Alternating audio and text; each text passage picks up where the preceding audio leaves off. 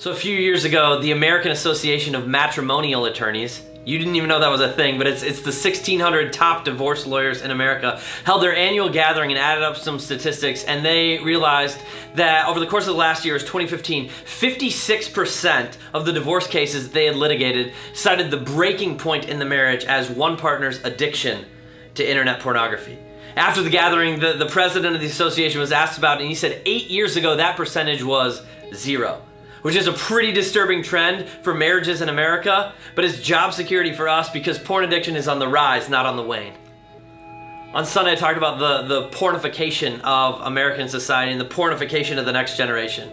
That we are, as a people, so steeped in popular culture, which is so influenced by pornography's vision of what sex is and should be, that porn and this deficient, problematic, sinful understanding of what sex is and how it functions in our lives influences us all.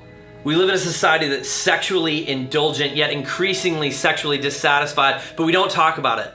We don't talk about it in church, we don't talk about it hardly ever. A European sociologist recently remarked, Americans watch more pornography than any other country, but Americans talk about sex less than any other country. It's really weird. I think part of the reason we don't talk about it in church, and part of the reason we don't talk about it ever, is that it is steeped in shame.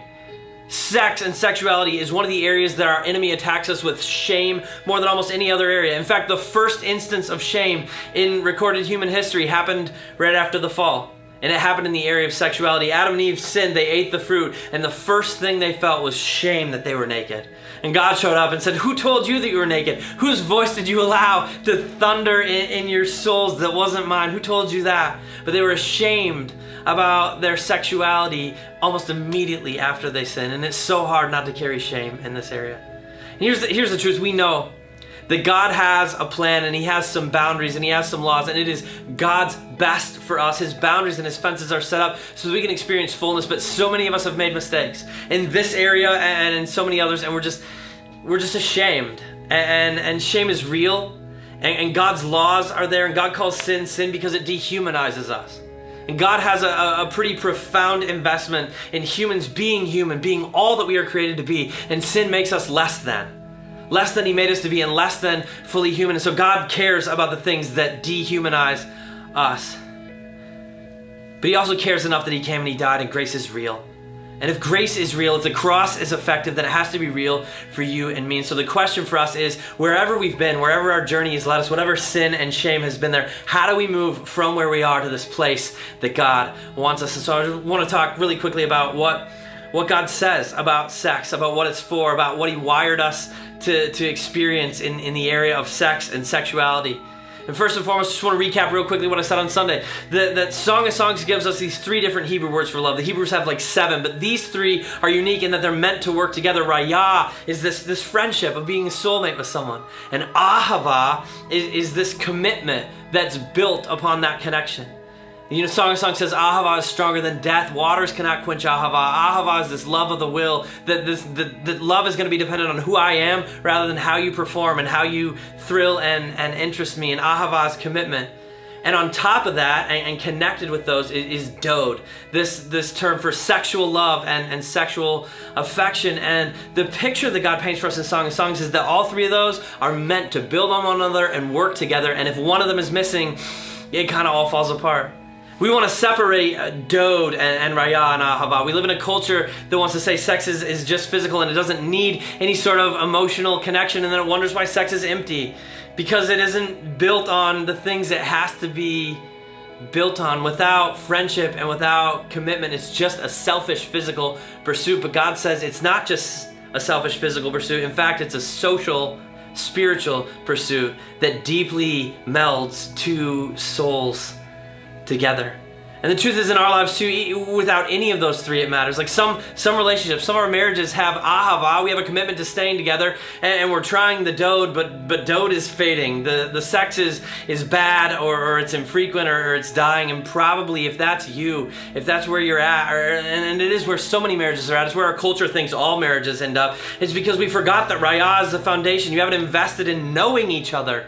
And trying to have sex without feeling like you're truly loved and you're truly appreciated and you're fully known, no wonder it's empty. All 3 of those are built to work together. And two, what I want to kind of lean into tonight is this idea that we live in a society that treats marriage like a contract.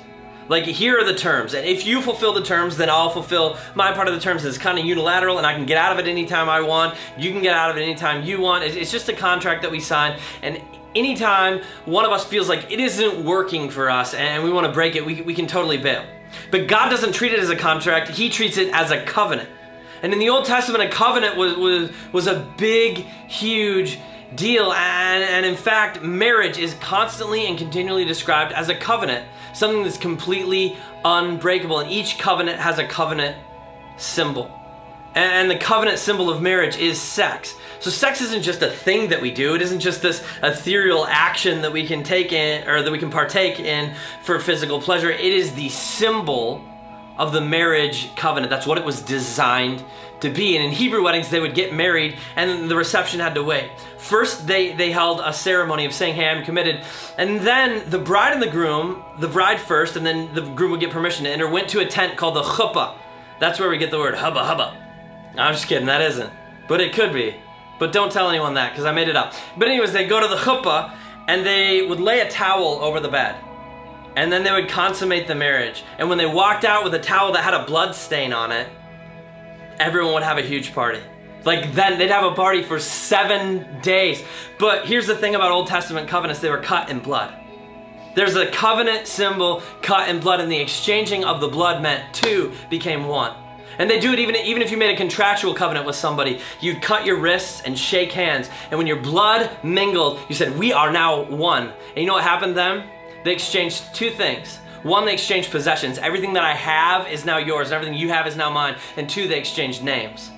You guys wonder why a woman takes her husband's name at marriage? We think we do it because it's some social convention. It's not. For thousands and thousands and thousands and thousands of years, it's a covenant convention that you exchange names to show that two have become one. That's what sex is.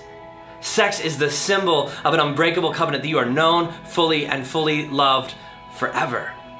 It's exchanging your possessions and your name and your very life with somebody. That's what it's meant to be.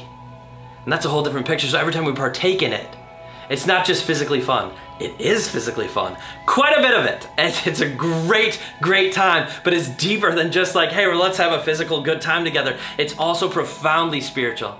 Just like when we take communion, it's a remembrance of the covenant in Christ's blood shed for us. When we see a rainbow, it's a remembrance of the covenant that God will never flood the earth again. When we have sex, it's a physically great time, but it's also a reminder of the covenant that you made with that person. You are fully known. I know everything about you. I love you anyway. You are my standard. You are the one that I want, not the one that I settled for. I covenant to become one with you forever. And that's why it's not just physical. That's why it's profoundly spiritual. That's why God created it to be experienced only in a relationship that also has a deep companionship and friendship and an unbreakable, lifelong commitment. That's what God designed it to be. That's the fullness of sex. And so many of us so often have settled for less. All of us at some point in some way have bought into the lies the world was feeding us and settled for something less than that. But grace is real. Grace is real, and God's best from this point forward is to chase that vision, not just of what sex is and what it was meant to be and how we were wired for, but what it can be in your life and in mine. It's built to be not just physical, but profoundly spiritual, an act of love built on friendship and unbreakable commitment. That's what it is. That's what God made it to be, and when we experience that in all of its fullness, it's so good, and it's worth waiting for and worth investing in. It's worth waiting until you find somebody who is that companion to you, who's willing to make that commitment to you, that they're gonna love you no matter what, and that you are the one they want, not the one that they settled for. It's so